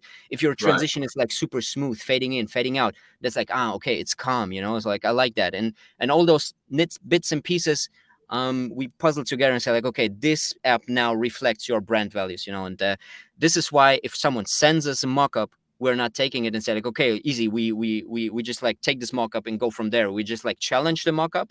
If it fits your values, we approach. It's very, very, very cool. I'm excited. I'm excited to chat more about that. So let's dive in. We got Yes, a sir. ticket to give away. Let's get through here on some of these questions. So what makes before this question from Yeah. Diego, I want to answer, but this sparred me another question. Like you see these, FIFA attributes, right? The players get their Yes. cards, or like they rank Yeah. NBA 2K. You get players that has anyone ever contacted you, or someone like, come on, man, you rated me, or like I'm only priced at this guy, the top player of the week's 10,200, and I'm priced for Yeah. 6,300, and I'm Yeah. a starter on so and so. Do you get like guys getting kind of like taking it personal about their Like ratings or their price? not in a bad way, right? So we definitely have like professional players who write us after the game and asking us certain stuff like, hey, why did you value this and that? Nice conversation, everything is cool, it's then again, it's Kickbase and not FIFA. FIFA worldwide application stuff, they probably are going crazy about their stats, like, hey, I'm running faster than a 85 or something. Right. We have back and forth discussions regarding like certain stats, or like the value of a player. Sometimes they even go on Instagram, post their profile and saying, listen guys, I'm back, like, you have to buy me now, and then the price is like going crazy. And we had one player last week, he posted his profile and said like, listen guys, we have to push my market value, and send me screenshots like, for how much did you paid for me, and the guy who paid the most for me will win like a meet and greet with me. And I was like, okay, this is insane, man. It's market How manipulation. is it the most? It's not auction, is it? Isn't it just like everyone can It, buy the player for the same price? exactly, but the price of a player is Move. really like the price moves like every day, and it's really like it's stocks, and it's really like an own ecosystem. The more a player gets bought during the day, the higher his price will be in the next day, right? So it's a really like a sensitive Interesting. ecosystem. Very interesting. That's cool. That also probably promotes urgency. I would imagine. So if like you want to be on top of it, do your research for the week. Who's hurt? Who's training Exactly. well? And now you get to get Exactly. the better price. And so, Yes. like with all this being said, we haven't talked about the dynamic of price of monetization Yeah. and what are the options. So it's a free app, but there's in-app purchases, and then tell me a little about the economics of the Mm. app and how it all works. Yeah, it's pretty straightforward. So what we didn't want to do is a pay to win game, because this is something like, this is a known thing in the German market. At least it's probably also known like everywhere in the world. It's like what our users don't want is like, the more money I pay, the better I am in this game, like Clash of Clans or whatever, where you like can upgrade your defense walls or towers or whatever. People hate this, right? So to be good at Kickbase, there's nothing you can buy to get better, right? The only thing you can buy at Kickbase is really a subscription. We have two price tiers. You can buy a 99-cent subscription, a monthly 99-cent subscription, which actually unlocks live data. And you can subscribe to our $3.99 a month subscription, which unlocks even more live data, right? So it's up to you. If you are like super nerdy about stats, go for the $3.99 thing. If you are just like, hey, easy, I just want to watch my 11 players play live and I want to just see their stats, everything else is not of interest for me, then you just go with the 99-cent subscription. So this is how we make money, actually selling subscription like Netflix, Spotify, and else does. And could you argue, is that $3.99 like the more advanced data package? Is that something you think they could use for sports, like to bet? Do you think that people could find value in that? I do believe, I have never heard of like people like using really Kickbase data to go ahead and bet. I'm pretty sure people do that, because if you do play Kickbase and you do betting on the side, I'm 100% sure you will open up a player profile at Kickbase, because we have stats way back. You can compare certain things and then decide on like, oh well, listen, if Haaland is playing against Leipzig or Bayern, he used to score like better or less and stuff, and then you can like come up with an idea of like, well, maybe I shouldn't like put money on certain players or stuff. I'm sure people do that. Yeah. Very, very interesting. And what is so? What is the overall game plan on? I keep thinking of interesting things that I want to. I just like it's fascinating to me. I love this stuff. What is the like the overall? Because this is something that to build a user base.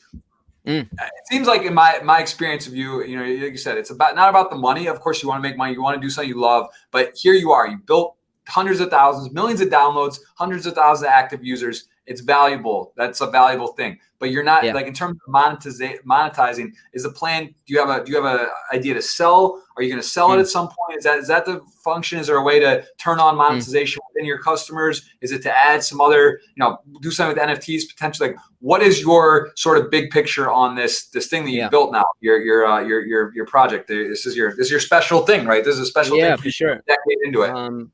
It's a very good question, man. And I'd like to be fully transparent and honest. Like, as I'm doing this for 10 years now, growing businesses like design agency or Kickbase, like in the early days, I was never thinking about earning money. I was always thinking about like, well, I earned enough. Not that I'm like super rich or wealthy. I was like, okay, I can afford myself like an apartment. I can afford myself like a nice dinner with my girlfriend. So like, what do I need more? I don't need like watches and cars and stuff. So I was like, I earn enough, and the rest of it is like, okay, let's have some fun and build something that is like lasting, and the older I got, the more I got into this perspective. When the business grows, you're like, okay, I have to step back from the operational role, building this thing, and I have to think more about the future and the vision of this company, because when you found this thing, when you founded a company, you were like, okay, let's get it up and running. And you're doing everything from answering user emails to like building this product actually with your team. And now I'm really in this role of like having a solid team that got my back, like product wise, design wise, everything wise. So I'm having more time to think about like a vision, or like not a vision. We have a vision, but like really the next steps. And you mentioned NFT for sure, man. I'm reading, listening, reviewing everything around blockchain and NFT since probably like, I don't know, 5 years or something. So NFT is definitely on our radar. Could we jump on and probably make millions by just like minting some NFTs and selling them and go crazy? Well, we could. Is this like a nice story and pace on our vision to create the best digital fan experience? Well, I'm not sure how like selling an NFT increases a fan experience. I'm trying to think of like NFT is a technology, actually just a tool. So how can we use this tool to enhance experience? And I'm sure like in 5 years, like even less, maybe even in 1 year, or 2 years, Kickbase will come up with a solution where NFTs are feeling just natural in our ecosystem. And this is what I'm worrying about, because the money will come, once you have like a great UX and great usership, and I don't want to spoil it, I don't want to wreck what I've been building up for 10 years. I'm sure our community will jump onto it and will love it if we think carefully about it and utilize it like carefully. So I'm not worrying about getting more money. I'm definitely not worrying about selling it, because I don't want to sell. I just like want to have fun and build it up. And if some insane guy comes up and says like, listen, I hear you got like 100 million and please sell me. Well, I have to think about it. But actually right now, like, why should I? Because what would I do with 100 million, man? I would be like, I wouldn't have nothing to work on. I would have to come up with another idea. I would have to. Yeah, but to be fair, you're hedged, right? Like, you got Kobe, you could like dive back into there and be a little more involved, and also 100 nice. Like, but I get it. It's not what motivates you, but that's also, I think, like what makes people the most successful, and the people that come up with the best stuff is stuff they're passionate about. Like, they do it for the right reasons, and then you turn around, you look up, and you're like, oh shit, I got something worth $1 zillion, and yeah, okay, maybe I will sell it and keep on for part of it, or sell part of it. I would, the moment I have a better idea what to do next and where to get more fun, I might think about selling it for sure. But right now, it's like the most fun thing I could think of. I have like a super great team around me. Like, nobody's watching me and saying like, do this or that. I can really like unfold like how I wanted to, like, and yeah, so this is what I'm worried about. More like, how does this whole NFT blockchain thing, what impact does this on this whole society, and how can I take this and translate it into my business? Because many people do stuff with it, but it's none of my business. It's like, how does this affect my business, maybe, and then come up with great ideas. And this is how we built Kickbase. This is how we built a design agency. Everything went well so far. So I'm not afraid of things going down. I'm more like, okay, let's keep my eyes on the road, and then kind of like on the future, and things will turn out great, man. Very cool. All right. Well, before I keep going off on tangents, and I need to have my second cup of coffee. It looks like you got yours over there rolling. Let's get to some of these questions, because there's a lot. So let's do 3, 4, 5 something. We'll see what we got, and then we'll go from there. So, what makes an elite fantasy player? Thank you for the podcast. So I guess how do you like? What does that mean to you? What is just? I mean, it's based on the order, how good they are. How do you like rate an elite fantasy player? Like, not sure if I'm getting the question right. So fantasy player might be so this is the user actually. So the fantasy manager, right? Not the football player. I think so. Yeah. Like the elite fantasy player, and Kickbase shows it like every day. It's really being on the pulse of things, really like checking news all day. So an elite fantasy manager is someone who checks every day on what's happening on the real league, not on the game, but literally like on the league. If a team gets rid of their coach and they're hiring like a new coach, this could mean like a potential shift in the team setup, right? This could mean like that newcomers will like be on the priority list, and like maybe older players will be like rotated out of the starting 11, right? So an elite fantasy player is on top of things in the league, and watch every transfer, watch every game, and really understands like the mindset of all those coaches, right? And I should know this, but I'm actually just realizing I'm not positive. With your Kickbase, is it season long, your team, or is it weekly per game? Do you guys do it daily? Super important questions, man. A super important question. We've been a seasonal manager for quite a long time, and we still are. But right now, Kickbase has 2 modes. Once you sign up at Kickbase, you can decide, listen, I have 10 buddies, let's play a season-long thing, and you can like pop off. The other thing is like mid-season, you heard about Kickbase, you join it, you can play Kickbase Challenge. So those are 2 modes. Kickbase Manager is seasonal. Kickbase Challenge is a weekly base, literally, and you can win like weekly prizes. You can set up a team in a couple of minutes, and you're free to go, man. And you can even win a car, man. We don't give out money, but you can win a car at Kickbase, Wow, is that so interesting? Because I think when DraftKings and FanDuel, that like the daily is so interesting, because like you're always like fresh, because like your season can kind of go to shit, and like a club, maybe you're fighting relegation, or there's always something kind of at stake. But if your like team is just not good and you're in Kickbase, you just may not be that interested. Is that exactly. So I would think that daily would become more popular. Are you noticing that? Like it does become more popular, but because of our history and that we've been a seasonal manager for many years, the major part of our community is still like a group of friends from the university or like from work, and they play together, and that's still like the majority of our community. But the weekly thing is good. Yeah. Go ahead.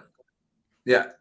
So someone I spoke with who is in Europe, and we were discussing the fantasy and sort of overlying like different, like you said, and in Italy it was like you mailed in this, and there's all these different versions. I think partly the culture of betting is so much more traditional, and just people bet on, and it's like easy and it's not hard. So in Europe, that's like you can already do that, whereas in the US, other than Nevada, New Jersey, like for so long the sports betting wasn't legal. So people like the fantasy was almost a way to circumvent or a different way of like gambling. So that's why I think it's harder to like bring now, like you said, like the daily into here, where people are for sure, man. You can bet on the over-unders on goals for players, and you can do all these. So it's like it's a little less. I think that now the U.S. how it was brought up in like the easy way, it's that way. So it's like harder to just kind of plug it in and start like that. It's because you're from the U.S. You have this understanding, man. I had so many people coming up to me, like VCs and like highly educated like venture capitalists, said, "Hey, give me Kickbase, and we like make DraftKings out of it, and it will be like a huge success here in Germany and in the European market." I'm like, man, the reason why DraftKings and FanDuel is so successful, like in the US, it's because of this fact, that they do not have like sports betting for like, and this is why fantasy in the US is like a completely different like cultural thing. It's like It's a Yes. different thing. You just can't like copy paste FanDuel to Europe and say like it will work, right? It has to be more Yeah. than that. But yeah, And I think that's also why, like, although now DraftKings, FanDuel, I think because of how it is now that sports betting's turned on, auxiliary, it's yeah, like going to actually enhance it because it's mhm, like, all right, now we can do this on top, or it's yeah, here. But what I love is the fantasy, because I think fantasy is actually the most fun and it's way more interesting. And like, again, if you bet $20 on these DraftKings ones, you can yeah, win $1 million. yeah, You're never going to win, but like you could win, and you put 100 teams or 5 yeah. teams and have a shot, and it's so fun. Whereas like that idea and that feeling and that culture is not it's going to be interesting if that can get integrated and sort of there's a feeling of that it gets brought to what about with what would happen, or have you entertained with the Bundesliga? Could you turn on like money and gambling within Kickbase, or is that like, was that already discussed, or there's no chance of that, or with regulation, or is that something that could be Like done in the future? yeah, like if I remember correctly, like really in the first days of our conversation, it was a topic. They were like, okay, are you planning to do this? Because we're not sure if we want that. In terms of like, well, it's a officially licensed product. We are not sure if we want to be like a gambling thing there. If I remember correctly, for sure. But nowadays we have like one competitor in the German market who actually has like some weird constellation, being a company actually hosted in Malta, so therefore being allowed to like having this DraftKings FanDuel kind of model on it. Not really going off, not really successful. Kickbase is still the number one in Germany. And I'm watching them closely, trying to see like, okay, what are the dynamics if you can bet $5, create a team, and probably win like $100, and it doesn't take off, man. They throwing dollars at media like big time, and I'm not seeing like breaking them through the roof, right? Like it's the opposite is the case. They're just like somewhere, and we're like still being featured by Apple every year. We still being like the top promoted thing there without spending a dollar. So people are really not that much interested in giving away their hard earned money, but they really want to invest their knowledge. They know about football, so they bless you. They Thank you. know about football, and they want to invest their knowledge and win a prize or win reputation. Of course, some would love to win money, but I see It's it's a culturally different different, I dynamic. think. Yeah, Yeah, man, it's if you want to totally make a different. bet, you bet on the game and the under the Yeah, soccer man. way of betting. It's like ties or win, and this. There's enough kind of ways to bet. It's Yeah. interesting where I And the think it's psychological part of it, it's really like that interests me, is like, because betting $5 is like a um it's a it's an invest, of course, and for your head, like, I think psychologically it's like, okay, I invested $5. Something different if you invest like a significant amount of your money or whatever. If you invest 500 or something, then you're super nervous probably. But with $5, like, well, it makes the game a bit more fun.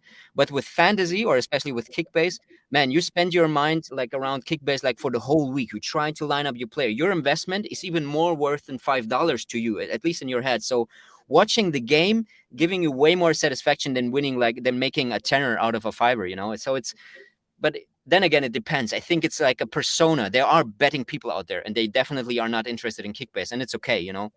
yeah, and that I think, like you said, with your group of friends, like if you have 10 Yeah, buddies or whatever, that's pretty cool. That for the week you can like get high, you can kind of yeah, you follow it closely, and the whole yeah. league becomes And they interesting. create, man. They do create pots, man. Like last season, everyone threw in like $50 in the pot. Like the first one won like 500, $600 something, and he was like super pumped about it.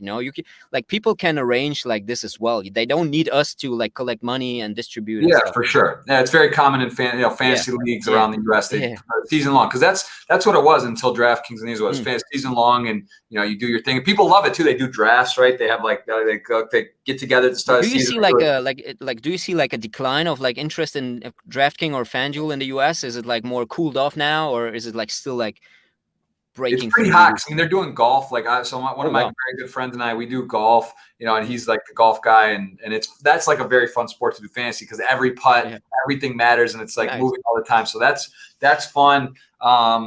But yeah, I don't think it's cool enough. I don't know the exact numbers. I know there's big money got invested, Yeah. and Michael Jordan, like some other people came in, and it's the stock's doing very well. I think it's rising, but they were just Yeah. going spending so much on marketing, and it's pretty crazy. Pretty crazy. I think it's doing really well. I would say that the fantasy, like from my perspective, I used to like doing the season long with the friends and do the drafts, but it's partly a time thing. It's also like it just didn't. I don't know. It just didn't really. I lost interest in that, but I do like the daily. So it's for me. Yeah, makes sense. It's fun and it's easier to keep up with, because it's like some weeks I won't do it. Maybe I'll do a little one week and I try to catch it. Or if a team gets hot, I see that my points are doing well, I'll sweat it. But for sure. All right, let's take a couple more here. I see a couple good questions that you kind of went over this, but maybe just like a very clear statement on. Oh man, someone's basically, I saw the question. Now it's not where. Oh, okay. Can you summarize towards a person that never heard about fantasy football what it means? Someone just right now walks in. What are you talking about fantasy football? Can you just give me like a 30-second like quick overview? What is it? How does it work? You did it sort of at the beginning, but just give me sure. Like a fantasy manager, like the one thing that fantasy sports does is really making the game more exciting. Why? Because you put let's say a gamified layer on top of the real game, right? So you could either decide not playing fantasy and just watch the game, or you put like a game on top of the game. Actually, it's a second layer if you like. Inception. And exactly, yeah. And this layer is fun because you've been given out like a virtual budget, and you invest this budget in a virtual team, like a fantasy team, and then you watch the game. And if the game is if your players that you lined up actually with your budget are performing well, you get more points, and therefore you have this excitement about every movement your player does. If you bought Haaland or Lewandowski or Ronaldo or Messi, and they're performing well, you get points for that. Otherwise, if you wouldn't play, you would just like watch Messi and would be like, okay, this is Messi. But once it's your Messi because you lined him up, that's a whole different game. Yeah. Thoughts, speaking of that, Messi, Ronaldo moving clubs, kind of big news, right? The fact that, Ronaldo back to Man United, that's insane. Like I saw he was to Man City. It was looking like he might go, and then all of a sudden Man United comes in, and Messi over to PSG. Like he left, then he didn't leave, then he left, and he didn't leave, and then he left. Like, what are your thoughts on these two moves and those two players in particular? Like, man, this is insane, man, because I have like two hearts in my chest. And the one thing is like this whole money game and around football is actually making me feel bad about this whole sports, because in Germany, many people don't know, probably overseas or like outside of the league, is in Germany it is not allowed to sell the ownership of a club like completely to a foreign like institution. Still 50%, 50 plus 1% of a club has to be owned by the club. And this way, there's no chance that some rich oligarch or some sheikh like coming over to and buy a club and say like, okay, now I buy Mbappe for 200 million. Not going to happen in Germany, right? And this kind of like protects the league on one hand, but also it's kind of like hard to keep up with like those clubs like PSG and stuff. And then you see what happened like 2 or 3 years ago with Man City, I believe, where they say like, okay, you broke the rules of financial fair play. You spent more than you earned, blah blah blah. So like, seeing Messi moving, Ronaldo moving, I'm kind of like, well, insane move, but from this romanticizing perspective was like, I don't know how this things like can work. How can you pay so much money for a player and still be like so it's fishy, This is one side of the coin, and the other side of the coin is like, heck, like imagine this club PSG, like with Kylian Mbappe, Messi, Neymar, like wow, you can ask any Bayern player and they're like, I want to play against Paris Saint-Germain. And those games, man, like I'm looking forward for the Champions League games when Paris plays against Munich, man. It will be insane. Why? Because like those players are like, man, if we are 60 years old and retired or whatever, we will be talking about Messi and Ronaldo, man, and we like, those are the heroes and the goats of our time. And so it's super exciting, man. I'm also exciting seeing Messi move. Why? Because he was like a Barcelona guy. You couldn't imagine him to be anywhere else. And then seeing him cry in this press conference, man, it was touching, for sure. But on the other hand, it's like what's going on there, man? I didn't follow the Ronaldo move at all. Like I actually I went to the Roma opener and I saw, like I was watching before the game started. There was the end of the Juventus game. He scored a header, it was offside. He was on Juventus, like whatever. And now, he just like next thing you know he's gone like after a game. It's weird. Why would he leave? Like why would he even play that game? Like was the deal done that quickly, or they didn't know, or just it hadn't finished? Like I'm also not fully aware of that, but like I heard just like that he asked to sit on the bench to not play in the first game of the season. Why? Because he was in negotiation. That's when the rumors were kind of like official, like okay, he didn't want to play and want to sit on the bench because he's in negotiation with another club. So he will be moving, right? And then Man City popped up, and Man United like closed the deal. Yeah, that's all I followed, but yeah, like not fully aware. That's Like got to be awkward and like that. That's got to be crazy. Like if you're Juventus, you got your superstar. He's there now, and like he's like, oh, like I'm not gonna play today, and I'm probably but then leaving. what you can do about it? Yeah. No, for sure. But it's just got to be like crazy nervous energy. It like is, the whole thing. It's like, and he wasn't there Juventus long, 2 years, 3 years, two. No, it wasn't like it was. Yeah, I think 2 seasons or something. I think this third season would be this one. Yeah, and then if you look at the numbers, I mean, he moved to Man United. I think it was like 13 million plus some bonus or whatever. I mean, compared to like other big shots like Neymar or Mbappe. It's insane. Like, I mean, he's still like on top of his things, man. He's physical, like super fit, never any injuries. So I still believe he can make like a couple of years at Man United for sure, man. Yeah, it's interesting. I saw like the French league pay table, and I think out of the top 10 salaries, like 8 or 9 were on PSG. It's kind of ridiculous, yeah, man, right? Like they're gonna win the league 99 out of 100 times, right? Like they just never can't win that league. yeah, right? like they need this league needs Kickbase, man. But even then, man, it's like how to make the rest. Like it's really like a challenge for every league. Is like to make the league exciting. Like even in Germany, where it's kind of like balanced still. So with this rule of third party ownership is not allowed to some extent. It's still top 2-3 clubs always the same, and the rest of the league is kind of like, well, we might play Champions League, we might play Euro League, we might like stay in like stay in the first league. That's our only goal, that's it's insane, man. For sure. Okay, I'm let's try and stay on course here. I'm trying to get a few of these done. Let's see if we can get a few of these questions. There's a lot. First business idea in the teenage days. Were you always into development and design, or what was your favorite? Do you ever do anything else? Well, like I can't think of like a certain, like, let's say, business I want to start up this or that. Like I was a super bad student, lazy. I didn't want to learn. I had bad grades and stuff. I didn't study at all. Like my high school degree sucks, and I was like just like trying to save my ass, kind of like. So my sister was the one who said like, listen, man, you're sitting in your room and drawing all day, because I kind of like wasn't like a drawer. I don't think like I was a good drawer, but I was drawing all day. And she was like, well, you have to do something like with design probably then. And I was like, what is design? And then she described to me like what I could do and stuff. And then I applied. I was also like a computer nerd, so I was like always like fiddling around in my computer, trying to pimp my CPU, my RAM and stuff.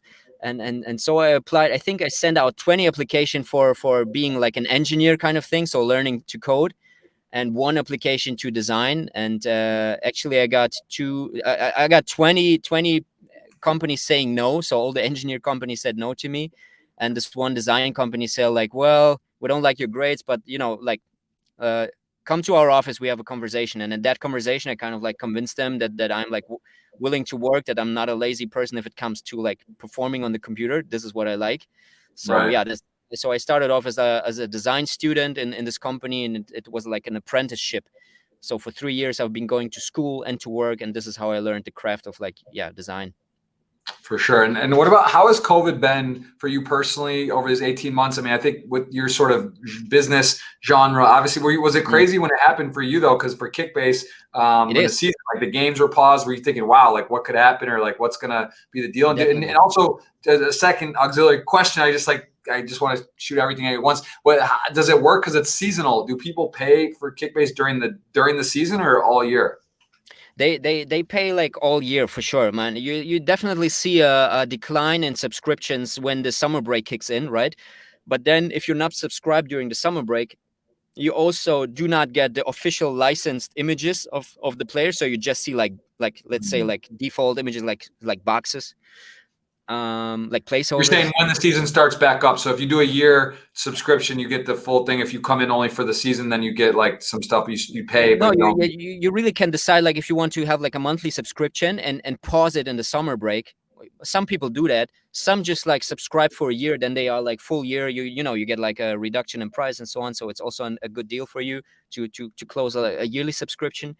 But some people drop out during the summer break, which is fine as well. But then they see ads, then they see like placeholders for the images. yeah, And many people I have to like shout out to our community, man. They are like I don't care what they charge me, man. This group of people is so cool. I want to support them. I mean, we do Twitch streams. We are super active on Instagram, and people really want to support the brand, the company, because they really believe that we are not like a huge corporate that like only aims for the money. They really see like our vision and our story, and they want to support us, man. They're like super loyal customers. But to answer your COVID question, yeah, we were afraid for sure. The games were paused. You saw immediately like a decline in subscriptions. Why? Because there is no live data, no games, no live data. So why should I pay for it? So people dropped out of the subscription, and of course we were afraid of like, okay, for how long do they want to pause the games? And it was a threat for the business for sure, man. But luckily, like after 2 months, the game started again, and people came back to the subscription. It was kind of like okay, you know. very cool. And all right, favorite holiday destination. Then we'll take one more, and we're gonna do a giveaway. Like favorite holiday destination, man. I've been to like I lived in Bali for 2 months. Just before COVID kicked in, like really like literally 2-3 months before COVID kicked in. I lived in Bali. I mean, this was insane. I would stick with Bali probably. It was a nice experience, man. I love the beach. I love surfing. At least I'm trying to learn it still. But yeah, that's my thing, I guess. Very cool. And how would you say, from a working product here, how to get Kickbase onto an app? From when you Yeah. guys had the idea, you contact Bundesliga, you get everything kind of rolling. How did you? How long until it was actually like up and people could log in? Like, what was the total time that process took? Yeah, I mean, I think an important lesson we learned during that time was like that you do not have to have like a complete product and launch it like once it's done, because that way we would probably need 1 or 2 years or something. That's this magical 3 letters MVP is also like not most valuable player, but also like minimum viable product. And so we built something that you can launch. Actually, we launched a Kickbase without live data. You know, like all those special things that we believed makes Kickbase special. We launched without it. We just launched something where you can like buy and sell players and line them up and create a group of friends. You know, and it took us like 6 months, and we launched it to the App Store. Only App Store, not launching on Android. We only developed for iOS, so that defines an MVP. We just like make a proof of concept kind of like. So we launched on App Store. Many Android people were angry with us then, but then yeah, it took us another 6 months to launch it on Android. So 1 year into it, we were like, okay, now we need to bring in live data. It took us another 6 months. So probably after 1.5 years, we were at a state where this where you could actually charge for something. Unless we haven't had like live data, we didn't charge for the app anything. It was free. Like just download it and enjoy it. And once we had the live data in, we said like, okay, now we have to charge you guys because otherwise this business doesn't work. And what is very interesting? What is your biggest learning you've had, and I guess and surprise? Like, what is something like looking at it? Was this harder or kind of what you expected? Because you legitimately start up from an idea into a working app, 500,000 users or millions of downloads. What has been the most challenging and also something that surprised you in this process? Well, like the most challenging thing for sure is finding eyeballs looking at your product, right? So it was like I didn't expect it to be so hard to be seen in an app store, to be seen in the universe of like apps, you know. So like no matter what we did, like we had like great Instagram posts by amazing football players with millions of followers, like, right? And they posted, listen guys, I found this cool app. Anatoly, I like this one. um they did like a shout out and like 10 million followers or whatever, and you just see like 1,000 downloads and something, and it's like, what? Like I expected like minimum like 10K downloads, like, and I was like, every time I think like you get exposure in media by like huge influencers or professional players. Like I learned that yeah, it's really hard to get installs, to find people playing and enjoying your game, because the attention of a user, you know, who's like surfing on Twitch and Instagram all day, the attention of a person is actually the most valuable thing, and to get this attention is the hardest thing to get, like and as a digital product. So no matter, again, no matter what idea someone pitches to me and say like, hey, do you want to invest or something, like the idea can be crap, the idea can be great, the first question I ask them is like, how do you find your users, and like, if you don't want to pay for them, where to find them, and if you want to pay for them, like how much money do you think you have to invest to find one active user, you know?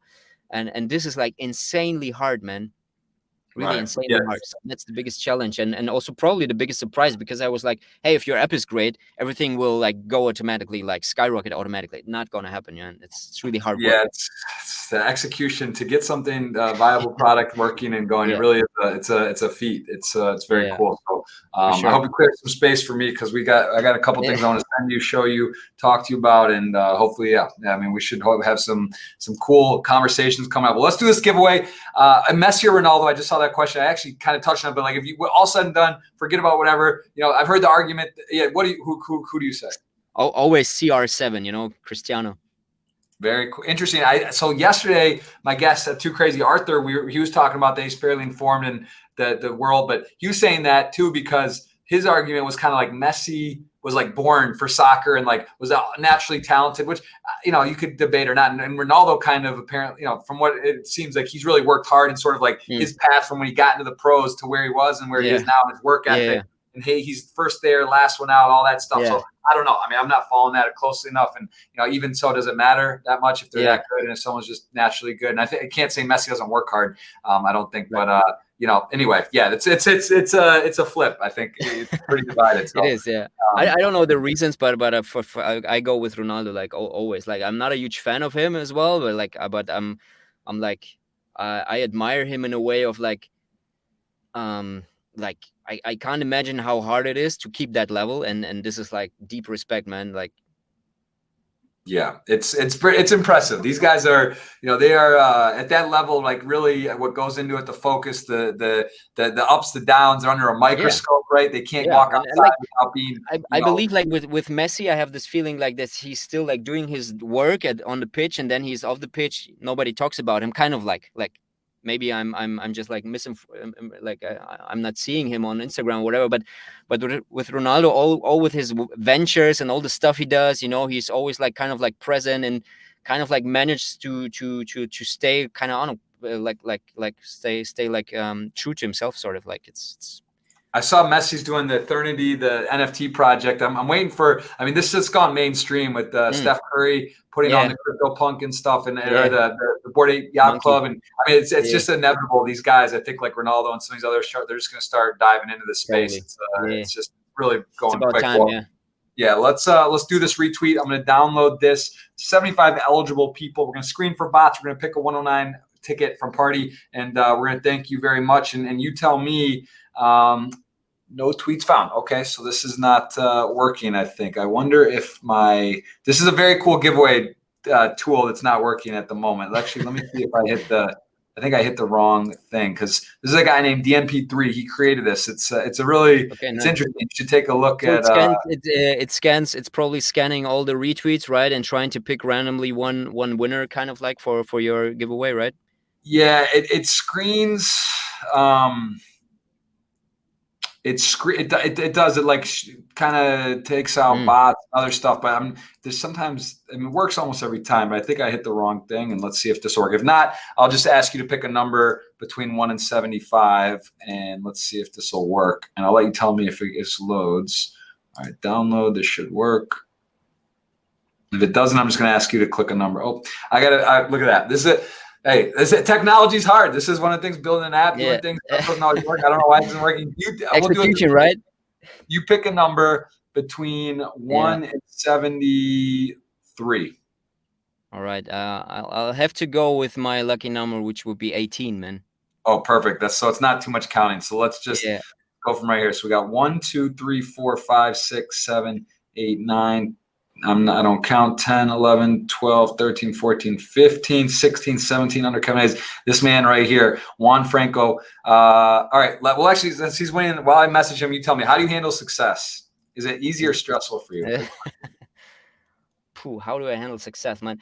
The thing, like, is like what is success, right? So like many people approach me and say like, well, man, congrats on your thing, it's like super successful, and I'm like, is it like how do you define the success is like always my first question back. Like if you would define it like, I don't know, I saw like I build a unicorn, then I'm far away from being successful. If you're talking about, hey, you managed like 2 million downloads, like, well, probably I'm successful.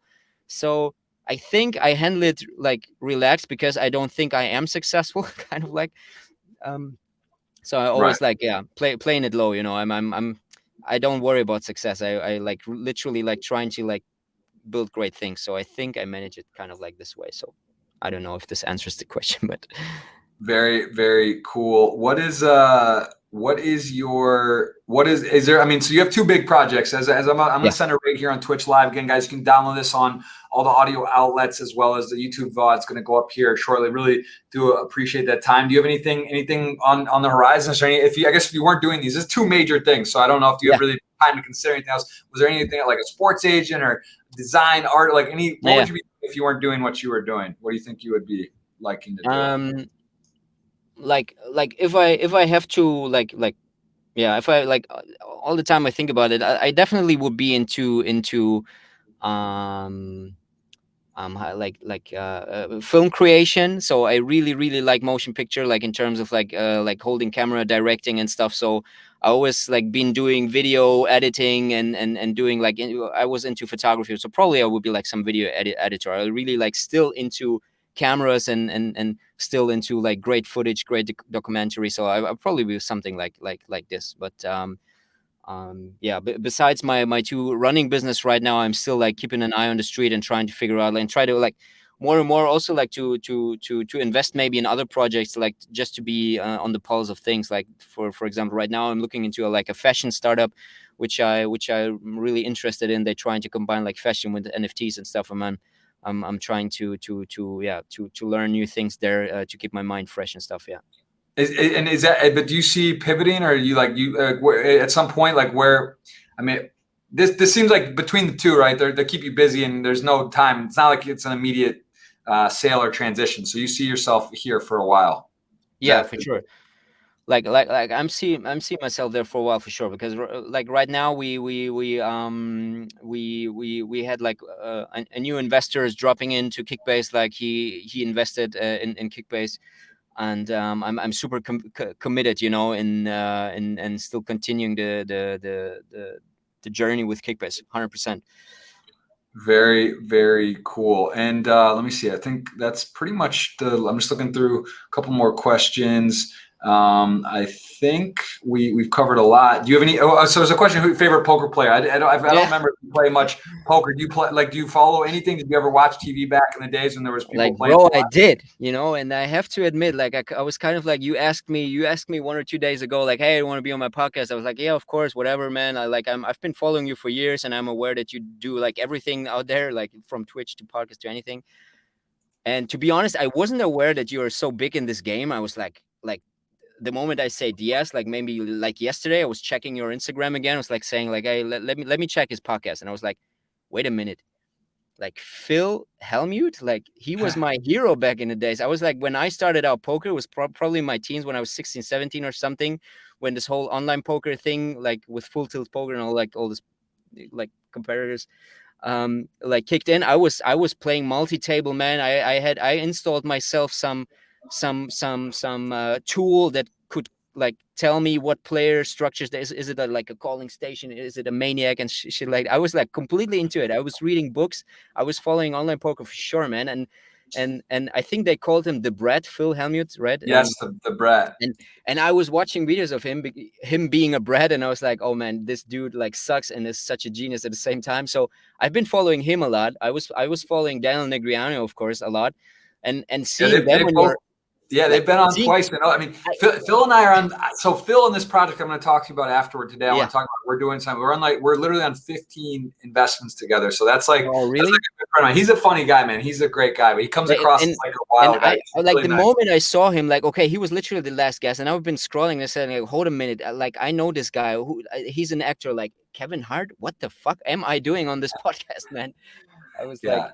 like, No, mine's mostly poker, but it's really just people that I either yeah, know or that I find yeah. interesting or doing something, and just to talk and chat. No, I for love sure, man. podcasting. It's something that's, it's just for me. It's the same thing. Like Joe Yeah, Rogan did $100 million deal, and yeah, he's done 2,000 podcasts. That's not really. I just do it. I like it. It's fun. It's part of like what I like to do. And then later yeah, on, it's fun sure. to look back and have a combo with people and Yeah, see what's nice. going on and remember a moment in time. So. Yeah, so yeah, like online poker. Yeah, I've been following like those people, and then a friend of mine is like a professional poker player in Germany. But others than that, like playing in private rounds with my buddies, like every now and then, like joining maybe like an online thingy. I'm not up speed anymore. Like my focus is like completely on Bundesliga right now and trying to like improve my skills there as well, man. Yeah, that's and where would you rate your poker? Have you gone to some casinos, played a couple hands? Like, have you ever played with buddies? Yes, What's your man. poker experience? I got to Like ask you a little bit. this like figuring out that probably your audience is super experienced in playing. I was like, the first time I played poker, it was on my 28th birthday. Playing like in a casino was on my 28th birthday. Actually, a couple of friends of mine, we went down to Las Vegas, man, and we've been to one of these hotels. I think it was Aria. And I sat down there late at night, like around 10 or something, when Were the you tables were nervous? kind of Was like, it fun or nervous? bro, Because it's kind of exciting and it's like, but it's also the I real. You're in Vegas. I It's like, I I was like, man, the funny story is this. Listen, man, I was like, okay, man, I know how to play poker, you know. Now, if I join this table here, they probably all play better than me. So my first goal is not to act like a complete douchebag, you know. So I sit down this table, you know, I got my chips and I was like preparing them, waiting for my first hand, and then the dealer looked at me and said, like, do you see the white line here on the table? I was like, yeah, of course I see. Like, once your chips are in front of this line, it means that this is what you're like betting on, like, right? This is your bid. I was like, oh shit, sorry. So I was like scraping my chips back behind the line to myself. So I was like completely blown. Your uncovered. cover Like, was blown. People hey, knew it this was was so not. bad. You were not an expert, Man, but I was wet all over. It's like, I'm such an idiot, man. Everyone immediately at the table looked at me and said, like, okay, we got a fish on the table, man. tell me you Let's won make though. it. Did you feed it out? I mean, the Germans are just sharp. They're smart. They're meticulous. Did you just get it done? Did you find a Yeah, W? yeah, like I play for an hour and something, and I did well, right? Because my playing style is kind of like still from the online poker, kind of like I play very few hands, you know. I'm rather this. I don't play like low pairs even. I was like, no, I started to chip in once I hit like, I don't know, like two nines or two tens or something. And yeah, I had like the moment I wasn't that nervous anymore. I was enjoying it so much. Why? Because the moment you throw away your hand, I had the best conversation with the guys on the table. They were so nice, man. I was like immediately like, okay, now I understand this thing. It's not about playing and a good hand and winning and shit. It's also about like having a good time once you throw away your hand, like chatting with the guys, and they were like super nice, asking me all these questions, and I had like it was super fun, man. That's awesome. All right. Well, listen. I hope we get to link up again soon. Maybe before I leave. I'm in Oh, your region, yeah, and we got a lot to talk about. So I appreciate the sure, man. time. And yeah, come pop on stream, man. On Twitch. Make sure you Of follow in. course. Got some big sweats, big tournaments, and I look forward to talking about with your design development and some UX stuff, which I think actually is going to be cool. I think that we could really do some fun stuff Yeah, together. man. So cheers. I am going to host Robin Poker. He is on. I'm going to raid him. I'm going to cut the stream, and you guys can watch this again on YouTube. You can see the VOD or on all the audio outlets, and we'll be in touch here very soon. So I appreciate the time, Anatol. Thank you so much, Jeff, man. Thanks so much. Talk to you That soon. was Bye. awesome. Cheers, bro. All right, Cheers, guys. That was man. Anatol. Give him a follow on the socials. He's got Instagram. He's got Twitter. We'll put that in the video below. And we'll be on streaming later today. Some high stakes action, 5K, 20 million guaranteed. It's a big one. We also have the 1K PLO bounty tournament and some other high stakes action on parties. So I'm going to be firing all day long. I don't know. I got to find time to sleep somewhere. We'll see you in a little bit. And thanks again, Anatol. Cheers, man. Thank you so much. Bye-bye. Cheers.